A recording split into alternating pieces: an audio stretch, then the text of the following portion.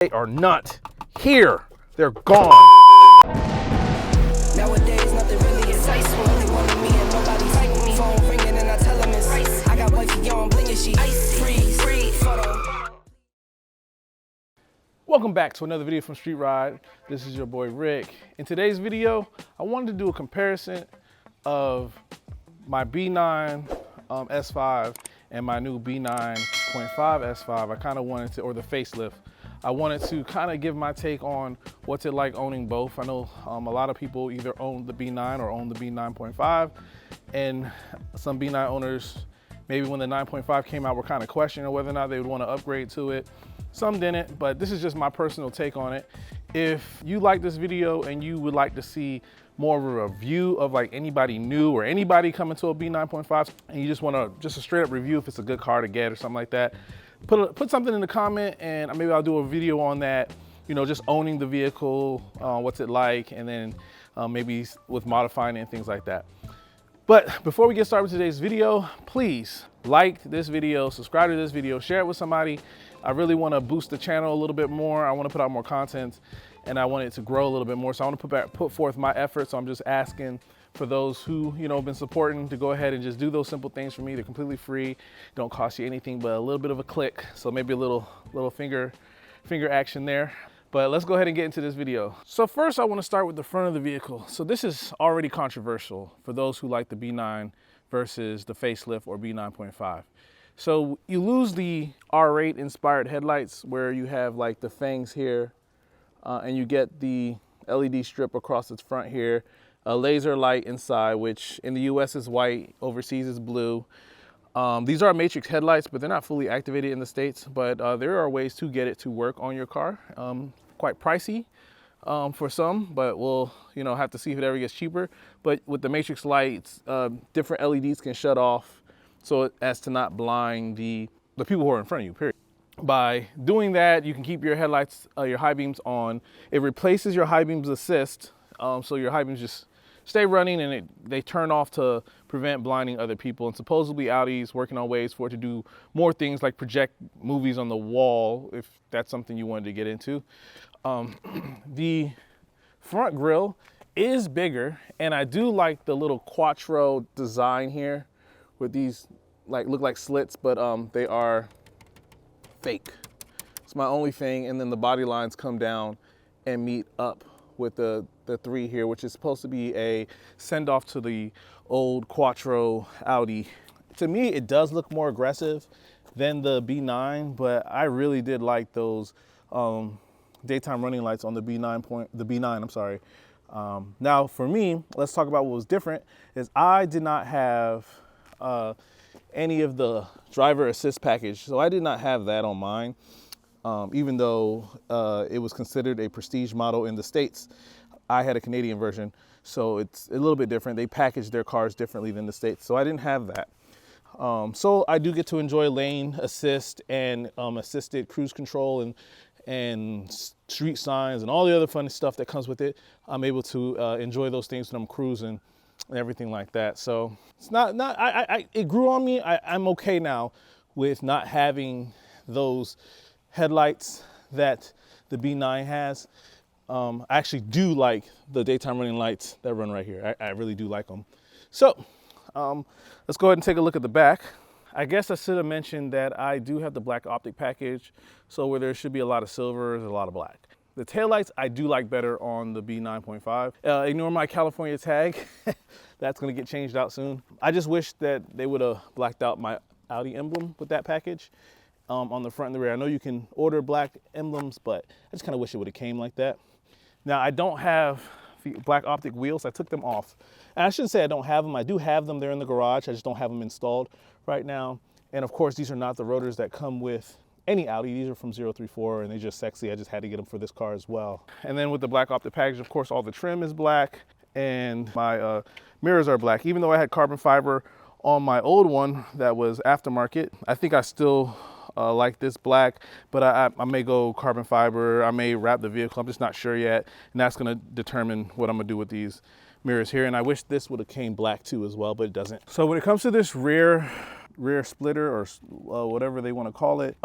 It's nice. I like the reflectors there. I don't remember those on my B9, at least not designed like that. I wish it was a little bit more aggressive, but I mean, that's what aftermarket is for. Even though for this vehicle, it's kind of hard to find some unique aftermarket parts like this. But you know, car's kind of still new, 2020, so what? It's only been 3 years. So hopefully they'll start developing more parts for this vehicle when it comes to looks. And mine is lowered. These are 19s. The 20s would have filled out real well. But here you can see I can't get 2 fingers in there. One finger is all I can get in there. And this is lowered on 034 springs. So there's that as well. All right, so now I want to take a look inside the new S5. And here's some things I did not have. So I had the Navarro blue with the gray interior. This one came graphite, Daytona pearl effect gray, and with the red, I think it's magma or something like that interior. Either way, it's red. I always go for the flat bottom steering wheel because I don't really care about the heated steering wheel. And it has the perforated leather right here. So I actually really do like that on this B9.5, something I did not have on my S5. And then a little bit of the red stitching in it and everything like that with the carbon fiber inlay. I really happy I got this time. I had silver in my B9 S5. The overlays are, you know, pretty much everywhere you would expect it to be. So, you know, right here, all of this right here. I hope it shows up on the camera. Let me see, turn this light on. I don't know if you can kind of see it there. I mean, everybody who has a B9 could have gotten that option too as well. So nothing too crazy there with it. And then of course the red goes all the way to the back there. Sorry, the lighting is so horrible. Let me turn this on. There, yeah. Really sets the mood in here. I really do like this red a lot. So let's get into the vehicle and let's look at some of these features. And I'll tell you some of the things I like about the B9.5 that they made changes and things I do not like. Okay, so now that we're inside the B9.5, let's go ahead and kind of start it up and then we'll go over some things that I like and don't like. So let's get it to start up here. A carryover from the B9.5 that I do like is the fact that it does keep the LED lights if you get the Prestige model. So you get the blue in here, there's some blue down in here, blue here, red here. But one thing they didn't do was down here. So you don't have the LED light down here. That is kind of a bummer. I do not like that. But I have seen there are some retro kits you can do to bring the blue light here. I've even seen that you can change those out to match the color too, because those don't change on the speakers or whatnot. But one of the main differences you see when you look at the B9.5 is this huge touchscreen that they have here now. Because before, if you remember right here, there was a knob, and I actually like the knob because I can kind of rest my hand on it. But there's no knob here, so everything is touchscreen, and that is a double-edged sword. But let me stick with what I like right now. And I do like the responsiveness of this. I do like the graphics. Has a very upscale look to it, very more modernized than the B9, which was kind of dated a little bit. Everything is pretty vivid. Screen is huge. Android Auto looks great on here. CarPlay looks good on here as well. And I can't complain about this. One of the biggest gripes I had about having the B9 was I didn't know what screen to really leave it on, that I felt like I was getting, I don't know, felt like it should just be on that screen. And I think they solved that with this little screen here where it'll display your music, whatever you're playing, your phone, and then your navigation. It'll just be going here at the same time. I do like that. It makes me feel like this is where my screen is supposed to be when I'm not touching it, versus the other one, you know, you had the wheel and it just had the car here and then like the here. It just didn't feel like that's where it's supposed to sit. I feel like you could have gave me something useful. I would have been okay with a picture of something, or maybe, I don't know, but I like this. I like that it gives you this. So I definitely can't complain about that. Then also what I like about here, and I don't know if you can see it. Let me see if I can put a flashlight on it because it is dark. You still have your 12 volt socket, and then you have now a USB port up there. But I think what I really do like about this is the Type-C one back here. And then you have two more Type-C ones. Oops, can't even show you. 2 more underneath here. So there's 2 more Type-Cs there. So I do like that a lot because now I don't have to necessarily keep a charger with me. Before I would use the 2 USB ports on the B9 that were right here, but they didn't seem to charge as fast as these. So these charge significantly faster, and I do like that Audi added that to the vehicle, keep it a little bit more up to date. Now, one thing I really can say about this screen, and that is the writing. Now, before you would write on the knob here, which was okay, it wasn't bad. I usually do 1 letter at a time. Wasn't that bad, right? But now it just works so much better. So let's go into navigation here and I will show you what that looks like. So when you write on here, you can just touch right here and you write something, you can literally just write all the way across the screen and it gets it. R-I-C-H-A-R-D. I'm not mad at that. I love that. And even the typing feels good. So just to type it out doesn't feel bad at all. It feels great. Of course you can speak it. I just love that. The writing on here just feels so good versus 1 letter at a time that I have no problem just writing out an address, you know, and it does it. I don't know if it's gonna figure that one out. Let's see, 12 clear. Well, it didn't.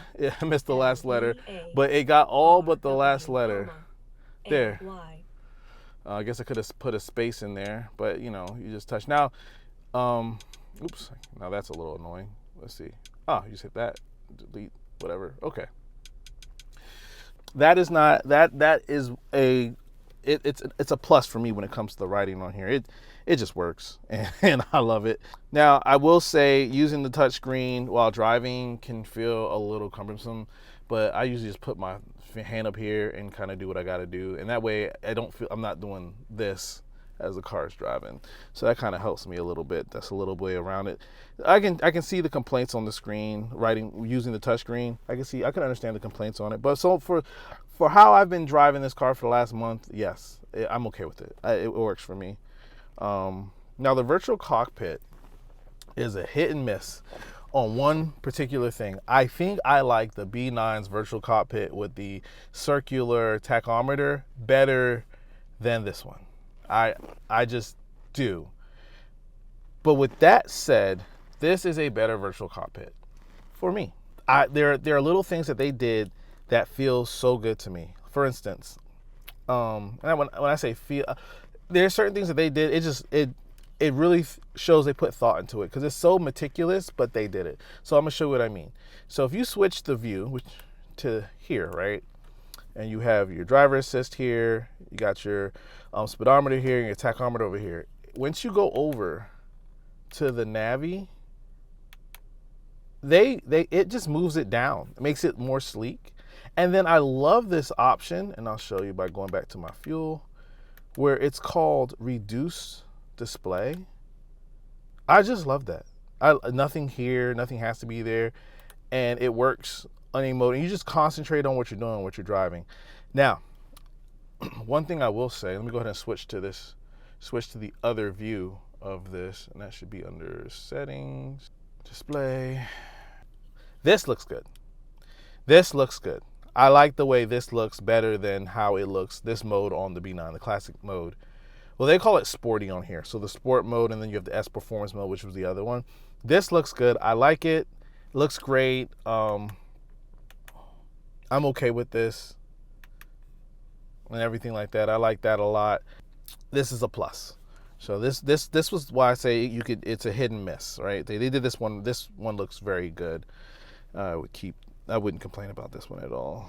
Another thing that I really like about the B9 is the profile feature. So what that looks like, and I only have one profile in here right now.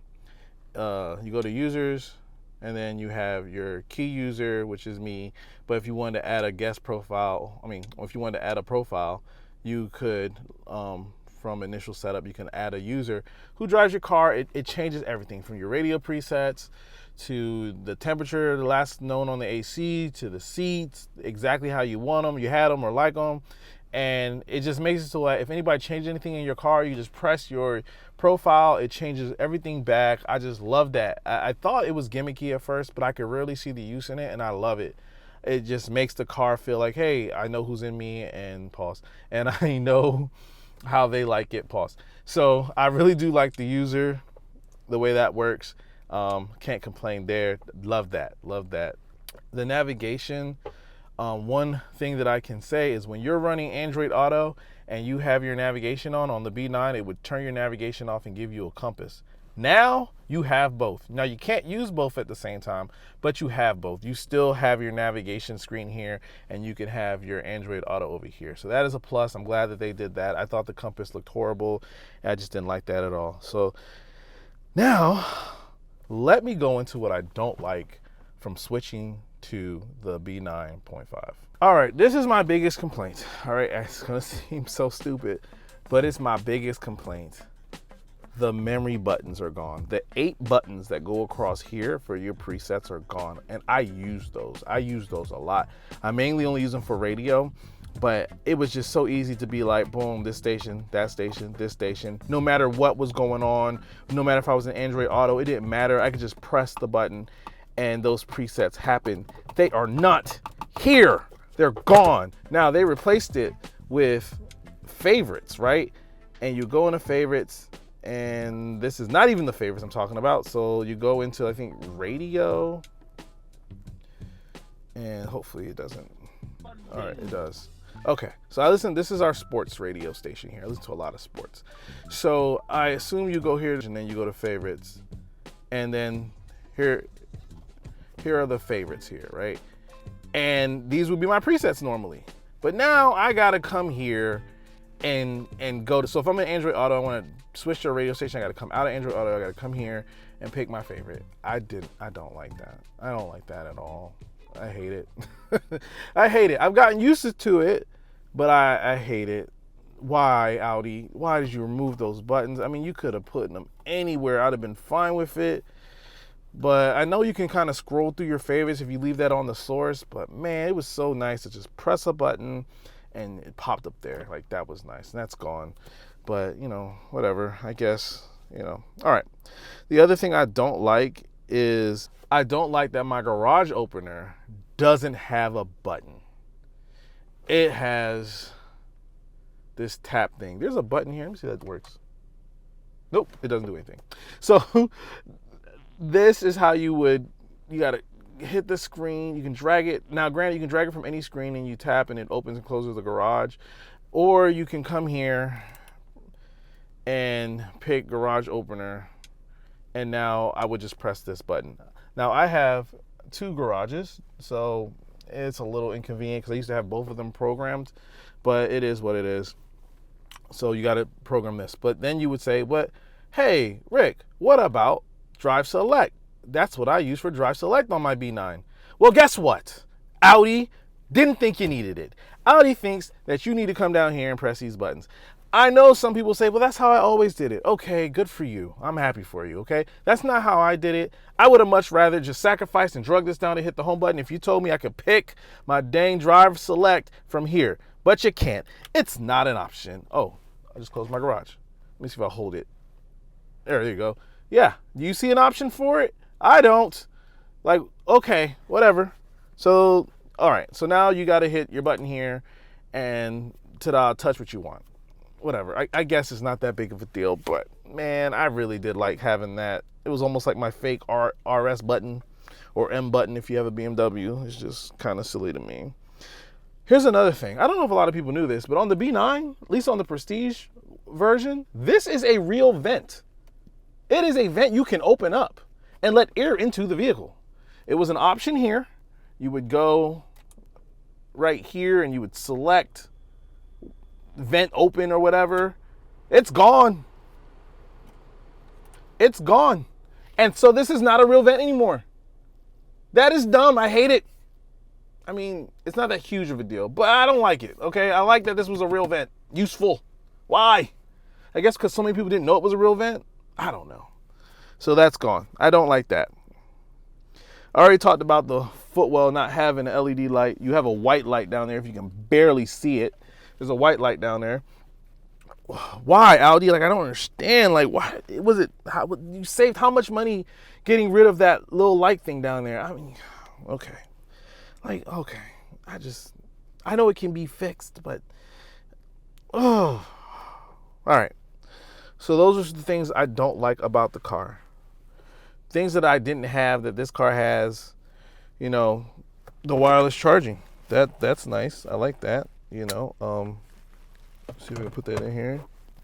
And you get a notification? I don't remember. There it goes. And then you get the notification up here as wirelessly charging. If you leave the phone in there, yes, it will tell you, even if it's not plugged up, that you left your phone in there. All in all, I do love this car. I do love my B9.5 over my B9. I know.